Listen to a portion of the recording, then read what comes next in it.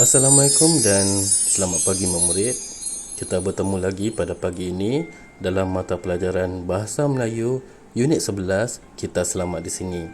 Kemahiran yang akan kita pelajari masih lagi tata bahasa. Tajuk pelajaran kita pada hari ini ialah Bomba Sukarela dan fokus utama kita ialah pada tajuk kata perintah. Jadi, cikgu harap murid semua telah bersedia dengan buku teks Bahasa Melayu muka surat 70 dan buku aktiviti Bahasa Melayu jilid 1 muka surat 78. Baiklah murid, pada buku teks Bahasa Melayu tahun 1 muka surat 70, murid-murid akan dapat lihat kata perintah pada setiap ayat. Mari kita lihat penggunaan kata perintah pada setiap ayat yang digunakan. Sila berkumpul di padang pada pukul 9 pagi. Jadi kata perintahnya di situ ialah sila.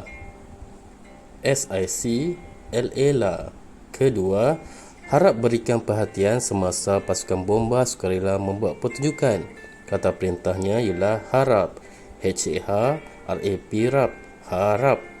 Yang ketiga, jangan sentuh api itu. Kata perintahnya jangan. J-A-N-G-A-N, jangan. Yang keempat, tolong bawa alat pemadam api itu ke sana.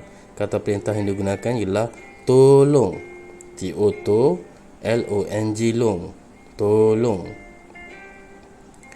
Jadi murid, adakah murid masih lagi ingat tentang kata perintah yang telah kita pelajari sebelum ini? Murid masih ingat lagi ke? Apakah yang dimaksudkan dengan kata perintah?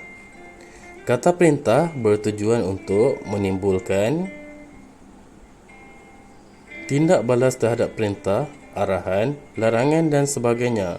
Contoh kata perintah ialah sila, jemput, tolong dan jangan. Baiklah murid, sekarang kita lihat setiap kata perintah, penggunaannya dan fungsinya dalam setiap ayat. Permintaan, kata perintah harap, keinginan mendapatkan sesuatu atau meminta dilakukan sesuatu. Contoh ayat, harap bersabar murid. Yang kedua, arahan ataupun suruhan. Kata perintah tolong, tujuannya meminta bantuan. Contoh ayat, tolong buang sampah ke dalam tong sampah. Ketiga, larangan. Kata perintah jangan, tujuannya melarang seseorang daripada melakukan sesuatu. Contoh ayat, jangan bermain di luar semasa hujan. Dan yang keempat, silaan. Kata perintah sila atau jemput, tujuannya meminta dengan hormat supaya melakukan sesuatu. Contoh ayat, sila beratur, jemput makan. Murid, kita teruskan lagi dengan aktiviti ataupun tugasan yang perlu dilakukan oleh murid pada hari ini. Buku aktiviti Bahasa Melayu tahun 1 jilid 1 muka surat 78. Arahannya, bina ayat dengan kata perintah yang diberikan. Tajuknya di sini ialah panduan keselamatan semasa hujan. Jadi cuba kita lihat pada gambar yang pertama. Ayat yang diberikan ialah gunakan payung dan kata perintah yang diberikan di situ ialah sila. Jadi murid, harap murid dapat membina ayat menggunakan kata perintah dan ayat yang diberikan. Kita lihat pada gambar yang seterusnya, gambar kedua. Ayat yang diberikan di situ ialah telefon bimbit dan kata perintah yang disediakan ialah jangan.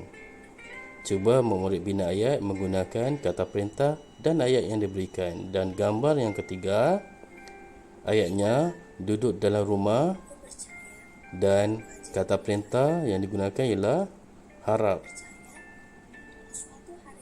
Cikgu harap murid semua dapat membina ayat menggunakan kata perintah dan ayat yang diberikan dengan betul.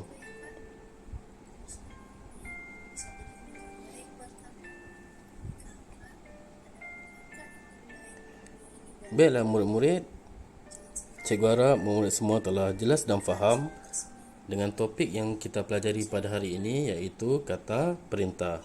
Untuk itu, cikgu ucapkan selamat belajar dan terima kasih kepada semua kerana telah sudi mengikuti dan menghadiri kelas Bahasa Melayu pada hari ini. Bagi murid-murid yang masih lagi kurang jelas dan tidak faham, Murid-murid bolehlah terus berhubung dengan cikgu.